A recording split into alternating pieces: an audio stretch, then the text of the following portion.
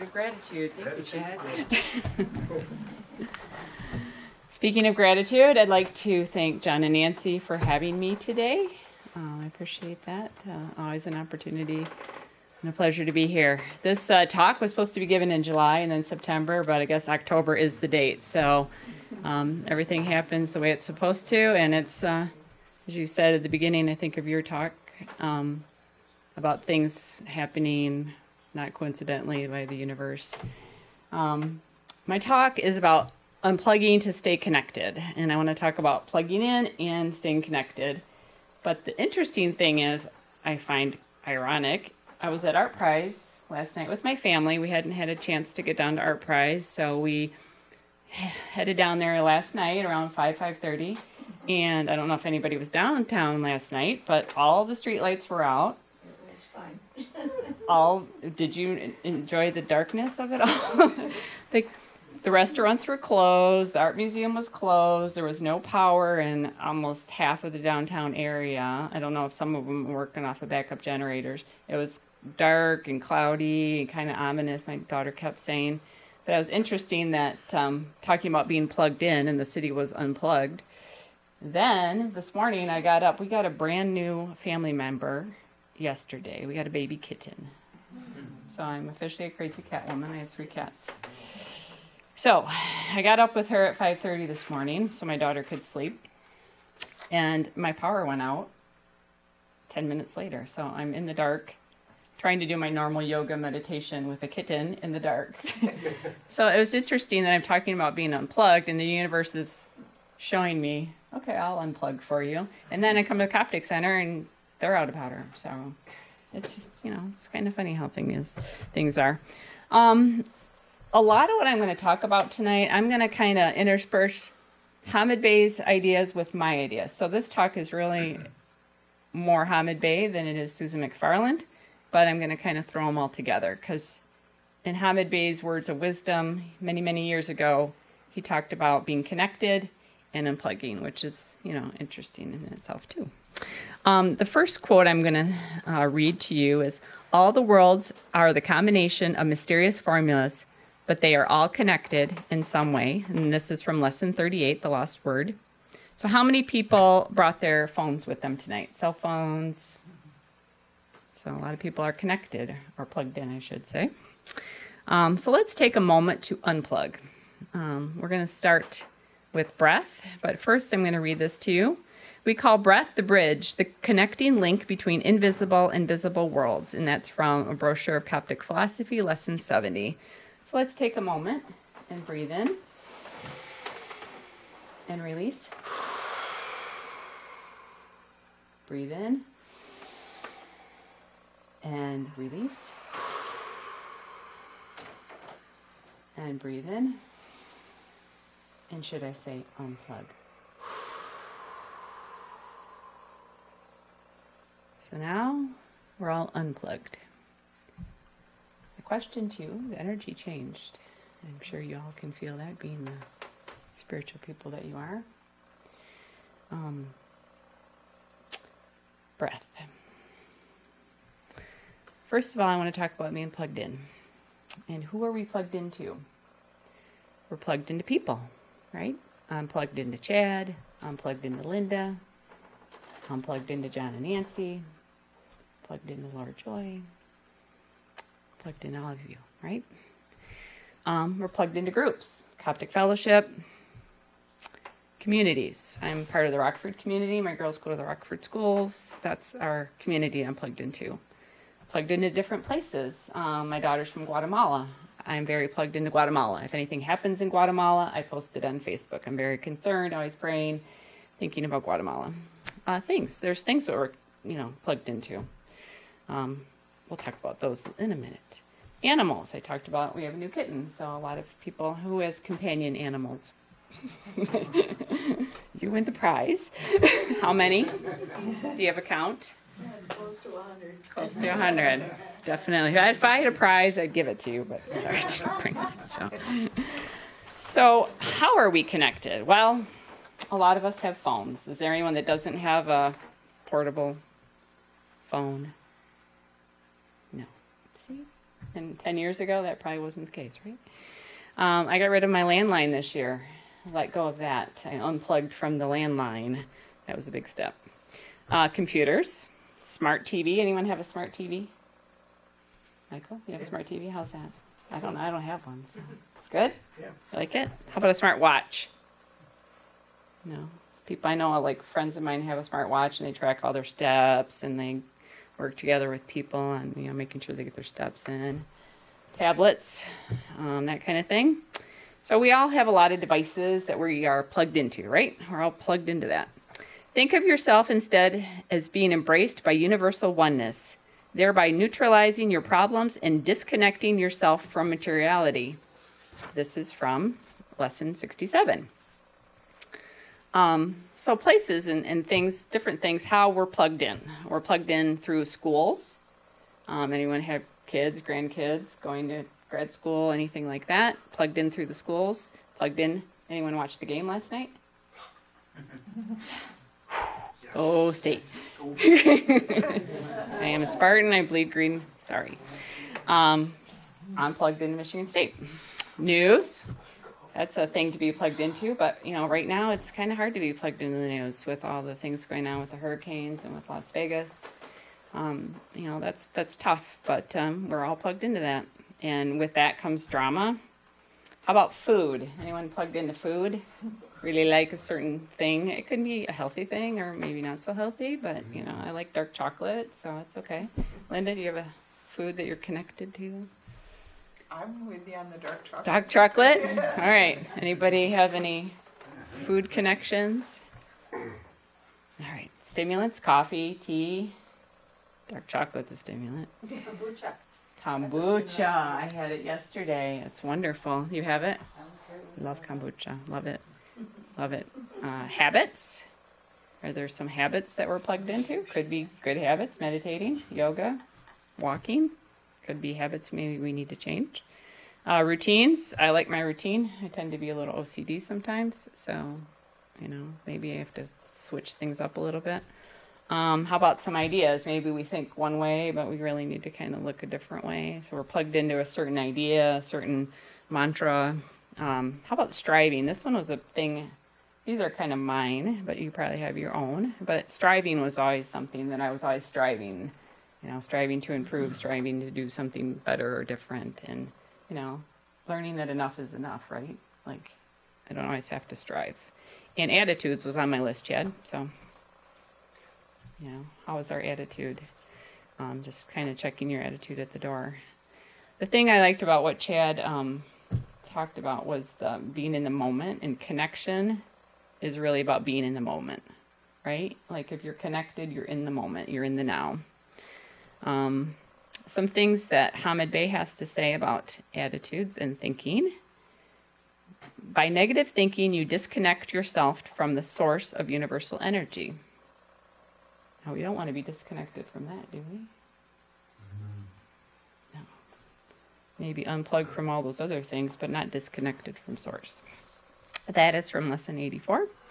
Why do we stay plugged in? What are some of the reasons why we're so plugged in? Anybody got any thoughts? Linda? Gives us purpose. Purpose? Yeah.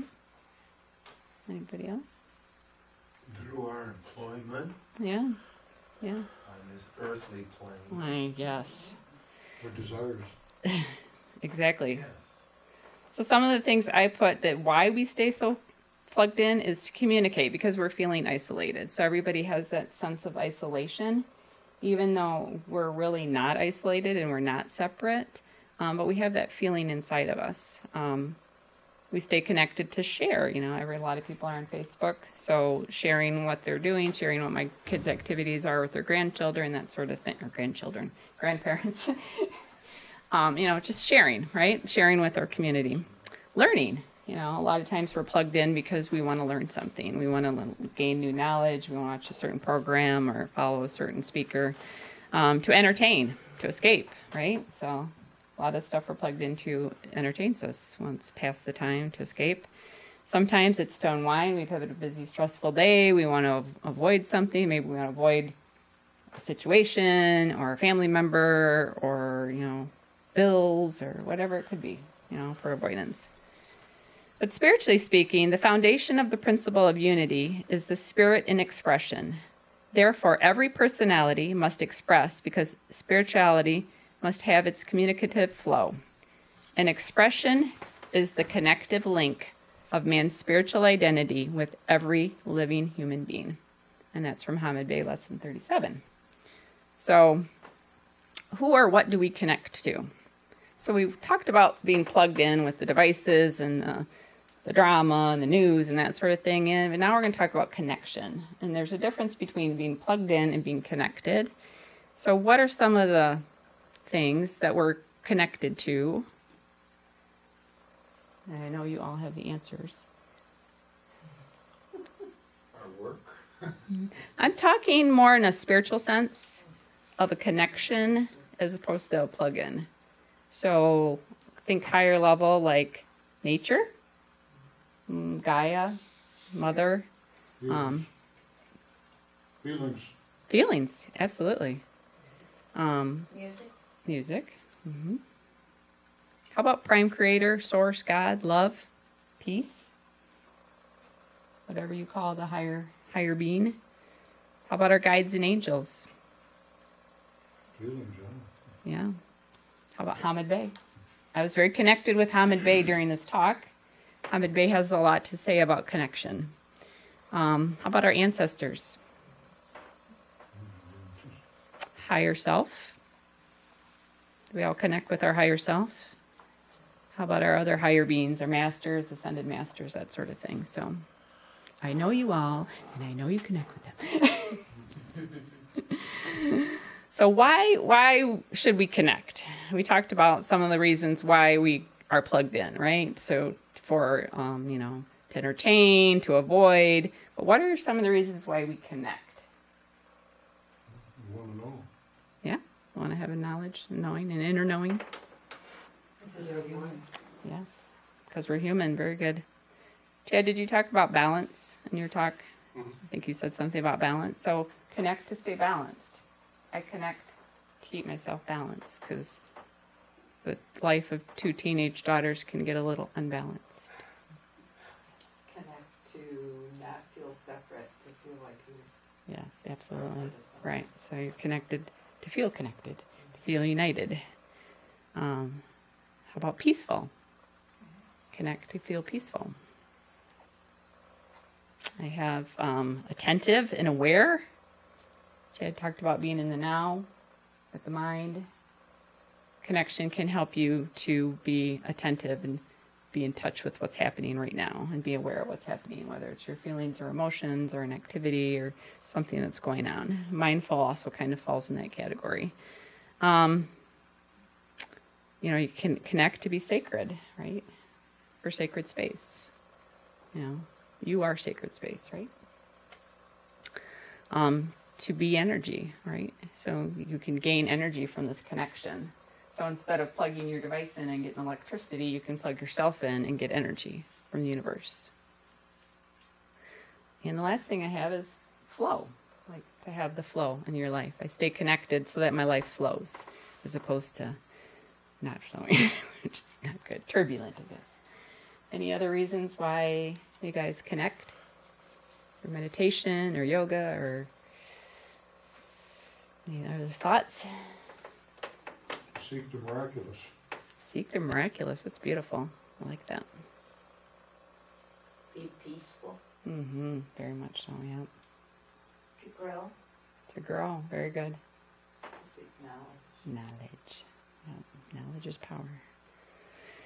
So some of the last words from Hamid Bey are interrelationship and connecting link from center to center, from the greatest to the smallest, is the flow of this mysterious thing we call energy, the name given to something we do not completely comprehend, yet know to be real.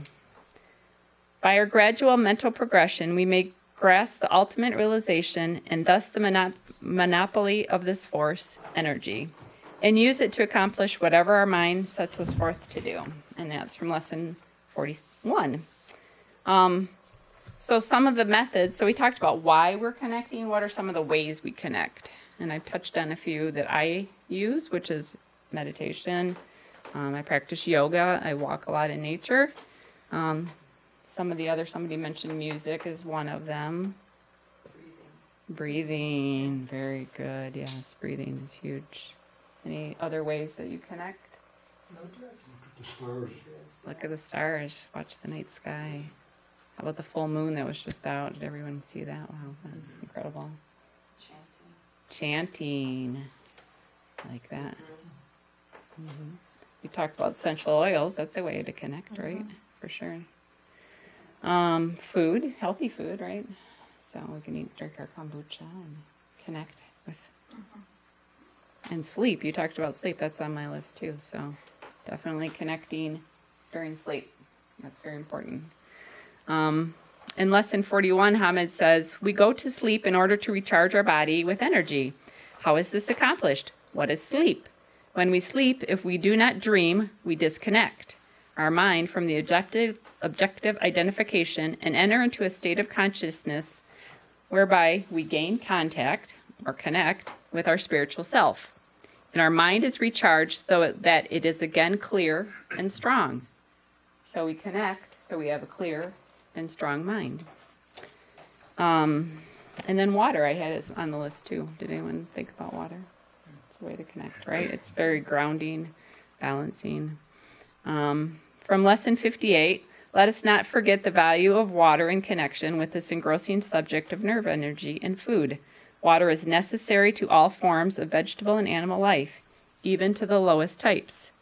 The change of matter which produces human energy is dependent upon the presence of water in the tissues. No vital action is possible without it. So, and then from lesson 39, faith is the connecting link with God. So faith connects us with God. It is the highway on which we journey to God, with love as the propelling agent. For love is the identifying medium of God, and God is love. So, one way we can connect, we're going to do this tonight, just really quickly, is through the Om. It's a very good way to connect. We talked about sound and music, and that encompasses that. Om, the sound of all creation, carries man across this bridge to God, and it is the mystical facet which blends our consciousness with universal consciousness. And that's from lesson 119.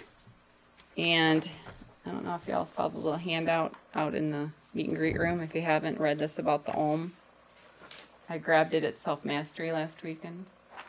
So on that it says, the sound of Om, when chanted, vibrates at 432 hertz, the same vibrational frequency found throughout nature. By chanting the keynote sound of the universe, we are symbolically and physically tuning into and acknowledging our connection to all living beings, nature, and the universe. So with that, could you lower the lights, John? We're just going to do a few Oms.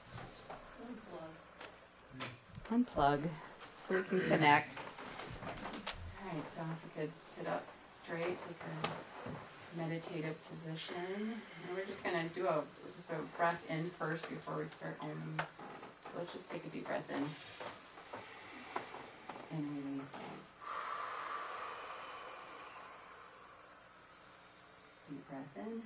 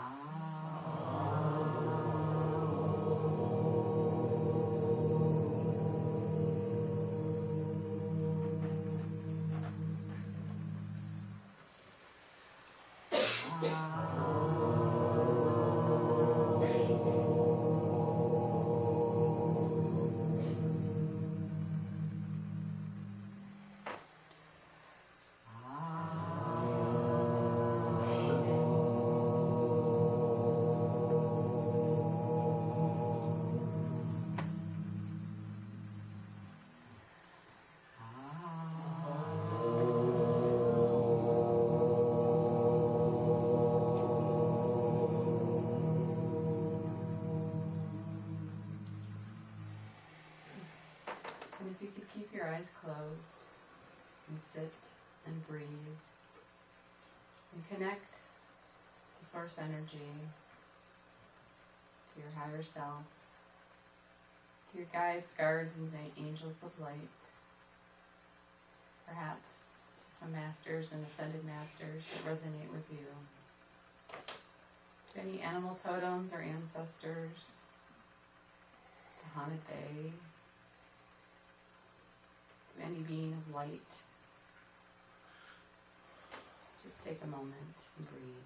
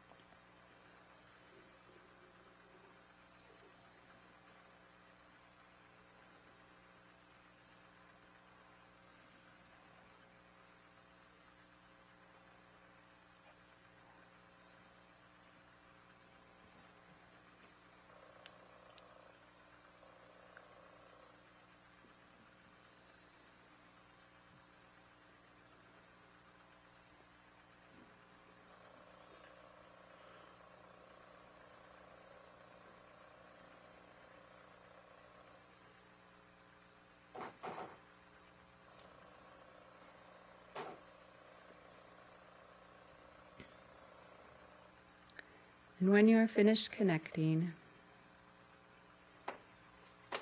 come back to this room and this place and this space. Wiggle your toes and your fingers. And when you are ready, very gently open your eyes.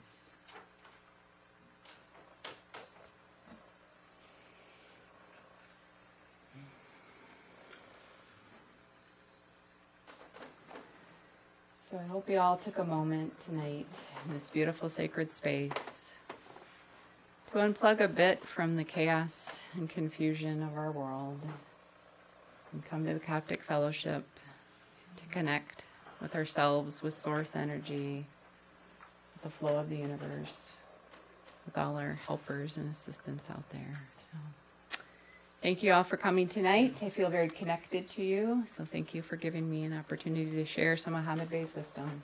Thank you. You know,